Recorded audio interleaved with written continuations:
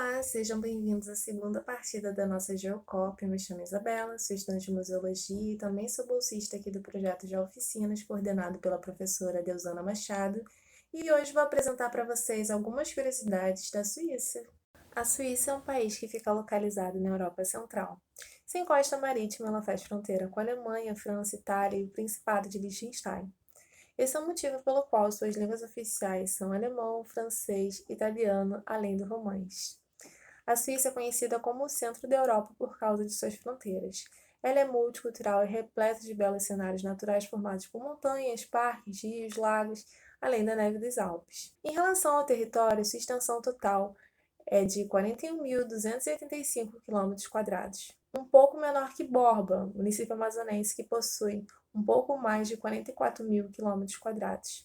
A superfície produtiva da Suíça, ou seja, os aglomerados urbanos e áreas agrícolas, possuem 30.753 km². Formado por cordilheiras, cadeias de montanhas, rios e lagos, a Suíça apresenta uma grande diversidade geográfica. São 220 quilômetros norte e sul, 348 oeste e leste. O Jura, o Platô Suíço, a região pré-alpina, os Alpes, bem como o sul dos Alpes, representam as principais regiões geográficas do país. Aproximadamente 8 milhões de pessoas vivem na Suíça, ou seja, um pouco mais do que a milésima parte da população mundial. Quanto à geodiversidade e à biodiversidade local, pode-se dizer que a Suíça divide-se em três regiões: os Alpes, o Planalto e o Jura. Essa diversidade de paisagens e de habitats contribui para uma melhor qualidade de vida e também para a economia do país. Atualmente, a Suíça possui 11 locais reconhecidos como Patrimônio Mundial da Humanidade. Devido a sua topografia e fortes variações de altitude, a Suíça apresenta um grande número de microclimas, e com isso reúne uma diversidade de espécies animais, vegetais e fúngicas. Ao total, são mais de 50.000. A montanha, elemento fundamental de identidade helvética, ocupa 2/3 do território. Apesar de relativamente hostil, abriga mais de 600 espécies de plantas com flores exclusivamente no arco alpino. Ainda falando sobre locais que são reconhecidos como Patrimônio Mundial da Humanidade, um título chancelado pela Unesco a locais de importância cultural e natural, de conservação do patrimônio cultural e natural de interesse global, a Suíça ainda se mantém muito pertinente nessa lista. Nessa lista, que possui 981 locais, 11 desses ficam na Suíça. Dentre esses 11, 8 são prédios, paisagens urbanas e testemunhas de industrialização recente, e 3 são patrimônio natural. O último patrimônio mundial suíço registrado até o momento foi em Genebra, que foi incluído na lista da Unesco em 2016, que foi parte de uma obra de planejamento urbano e arquitetônico de um dos mestres da arquitetura moderna, o arquiteto Le Corbusier. Agora uma pergunta. Você já ouviu falar de Jungfrau? Esse nome que nem eu sei se eu falei certo, vou pedir para o editor colocar aqui, ó. Jungfrau é um lugar incrível, com paisagem de tirar o fôlego, perfeito para a prática de esportes ao ar livre. Recebe muitos turistas, tem muitos eventos culturais e tem uma variedade de hospedagens. Jungfrau é uma região que fica no coração dos Alpes suíços e desde 2001 é considerado patrimônio mundial pela Unesco. Continuando no assunto, os Alpes, também chamados de maciços alpinos, são uma cordilheira, um conjunto de montanhas, que fica localizada no continente europeu. Possui uma extensão aproximada de 1.200 quilômetros, entre 50 a 300 quilômetros de largura. É a maior cadeia de montanhas da Europa, possui um grande significado cultural, histórico e econômico para os países que abrigam. Os Alpes são essencialmente constituídos por uma estrutura geológica conhecida como dobramentos modernos. São estruturas formadas na era Cenozoica que apresentam as mais elevadas altitudes do relevo mundial. A colisão do continente africano com as placas tectônicas provocou uma elevação de grandes massas rochosas que formaram a cadeia de montanhas nos Alpes. Olê, olê, olê, olê. Oi, gente, tudo bem? Eu sou a Luísa, também faço parte do projeto de oficinas, que é coordenado pela professora Deusana. E, bom, para quem acompanha o canal, você já me conhece, né? Bom, vamos falar de Copa, né, que tá acontecendo, o maior evento aí desse ano. E hoje a gente vai falar sobre Brasil e Suíça, que vai acontecer segunda-feira. E a gente tá na maior expectativa pro Brasil, obviamente. mas vamos deixar em off. E bom, pegando o gancho da conversa com a Isa, eu vou falar que as montanhas, elas são formas de relevo que se caracterizam por suas elevadas altitudes quando comparadas a outros tipos de superfície. Então, são essas consideradas, né, os pontos mais altos do nosso planeta. Possuem encostas íngremes, paisagens acidentadas e normalmente apresentam vales profundos, localizando-se, então, geralmente em áreas de intensa atividade tectônica e vulcânica. Para a geologia, essa ciência que estuda o planeta Terra, as montanhas elas são formações de relevo recente. Então, quando agrupadas, extensas e altas, as montanhas elas formam as chamadas cordilheiras ou as cadeias montanhosas, cadeias de montanha. Se alinhadas, elas formam as serras. A geologia considera que as montanhas são formações recentes, como eu comentei, né? Então, portanto, elas não sofreram tanto desgaste por ações como as da chuva ou até mesmo dos ventos. Comumente, as montanhas elas são formadas pela ação das placas tectônicas, que quando elas se chocam, elas geram na superfície dobras ou soerguimentos. As montanhas, elas são classificadas. E aí cada cientista, né, os cientistas, eles usam um ou mais critérios para esse tipo de classificação. Mas a mais comum, a mais aceita, a mais usada, geralmente ela está relacionada à sua origem de formação. Na Europa, a Suíça tem a sua cordilheira, e aqui na América Latina, nós temos a Cordilheira dos Andes, que fica localizada entre a Argentina, a Bolívia, o Chile, a Colômbia, o Equador, o Peru e a Venezuela. Como vocês podem ver nas imagens que o nosso editor vai botar aqui em algum lugar. E, gente, a altitude média dessas montanhas andinas é de 3.500 metros acima do nível do mar, com alguns pontos chegando a quase 7.000 metros. Muita coisa, imagina. Como no caso do Aconcagua, na Argentina, que tem uma altitude mais ou menos aí de 6.962 metros de altitude. A elevação das montanhas que formam a Cordilheira dos Andes foi a principal responsável pela formação dos rios da Grande Bacia Amazônica e, posteriormente, pela formação da própria floresta amazônica. Para vocês entenderem as forças envolvidas na formação de uma cadeia montanhosa tão extensa como essa, a gente precisa falar rapidamente da fragmentação do antigo supercontinente da Gondwana. Quem lembra da Gondwana, que a gente aprende no ensino fundamental? Você não lembra? Então vamos lá.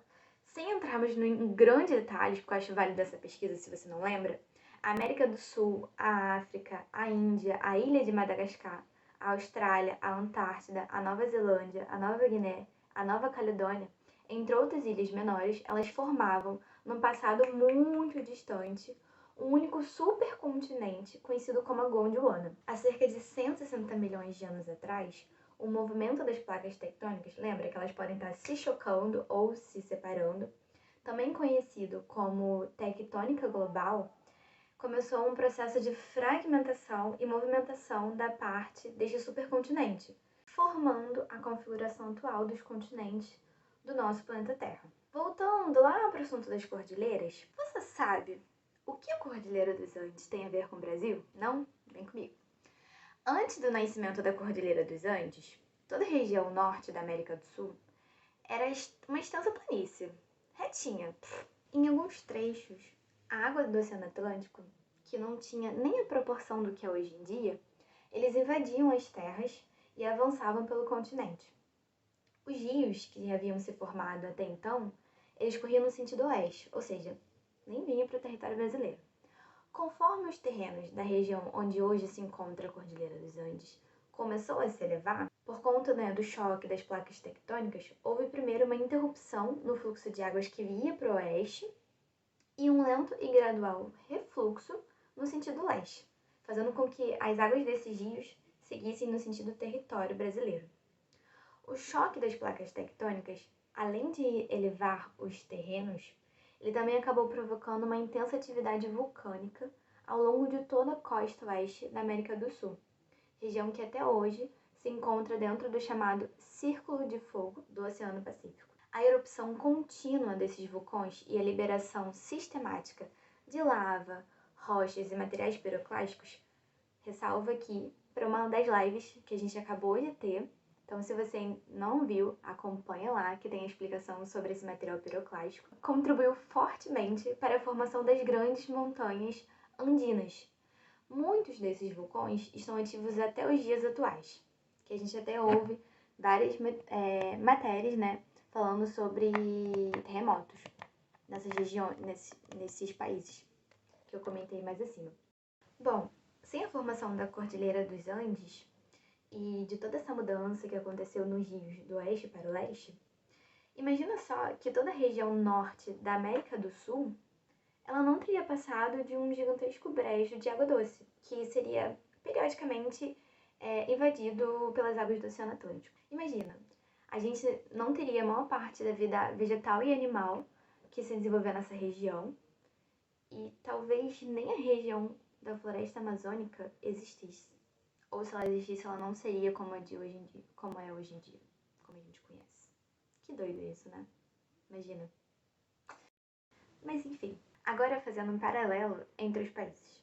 A gente já viu que na Suíça existem os Alpes suíços, certo? Que são formados por cadeias de montanhas. Já que no Brasil é um pouquinho diferente. A gente não tem montanhas. Foi mal, galera. Mas o que a gente vê não são montanhas. As formações rochosas mais altas que existem são as serras. E aqui no Brasil, uma que a gente pode falar assim é a Serra da Mantiqueira. A região da Serra da Mantiqueira é uma cadeia montanhosa formada por escarpas elevadas e morros localizados no sudeste do Brasil, que abrange as divisas dos estados do Espírito Santo, Minas Gerais, o Rio de Janeiro e São Paulo. E ela é dividida em duas áreas, a Serra da Mantiqueira Oriental e a Serra da Mantiqueira Ocidental. Galera, então quando vocês verem aí essas montanhas, a gente tem que reconhecer que na verdade são morros ou rochas. A gente pode falar rocha que fica mais legal também. A serra guarda 7 dos 10 mais altos picos do Brasil, de 1.700 metros a 2.400 metros, e ela é composta pela Mata Atlântica, que junto com a Serra do Mar, representa o bioma mais frio e úmido do leste da América do Sul, o que ocasiona aí mudanças na formação da flora. Devido a isso, ela abriga grande número de espécies endêmicas, organismos específicos desse ecossistema. Também garante recursos hídricos para todos os estados em seu entorno por causa das chuvas orográficas que acontecem em regiões montanhosas. Assim, há maiores amplitudes pluviométricas que alimentam as nascentes, os rios e as bacias do Paraíba do Sul e Paraná, que são responsáveis pelo abastecimento das regiões Sul e Sudeste. Bom, a Serra da Mantiqueira, ela nasce a partir da epirogênese, resultado de movimentos das placas tectônicas, e faz parte do escudo cristalino. Assim, a serra é formada principalmente por rochas magmáticas intrusivas e metamórficas. Devido à falta de declividade, os solos da serra são litólicos, com horizontes simples, um solo fino, em contato com a rocha matriz, resultado do ângulo e do escoamento da água, que também cria diversos cursos d'água importantes para essa região. A região da Serra da Mantiqueira se tornou uma área de importância biológica especial, já que ela abriga um elevado nível de endemismo de plantas, répteis, anfíbios, junto com uma diversidade de aves e pequenos mamíferos. E lá em 1985, já reconhecendo essa importância, para proteger os remanescentes dessa floresta atlântica e as cadeias montanhosas do Brasil, a região virou uma área de preservação ambiental estabelecida por meio do Decreto 91304. Vocês sabiam disso? A gente sabe, né, que tem toda essa importância, mas poucas pessoas sabem desse decreto. Então, galera, essa foi a nossa segunda partida, Brasil versus Suíça. A gente espera que o Brasil vença, né? Pra gente continuar fazendo esses conteúdos com várias curiosidades e pro nosso Brasil garantir o Hexa. Bom, nossa próxima partida, assim a gente espera que dê tudo certo também, entre Brasil e Camarões. Então, não deixe de nos acompanhar para ficar sem perder essas informações. Nossas redes estão descritas aqui no vídeo. Por aqui. Vamos descobrir juntos. Então, conta pra gente nos comentários o que você achou. Vocês já sabiam dessas curiosidades? Conta aqui pra gente. A gente também quer saber o que vocês sabem. E a gente espera que vocês estejam gostando dos conteúdos. Não deixe de curtir, compartilhar com os amigos e comentar, né? E, bom, até a próxima partida. Tchauzinho!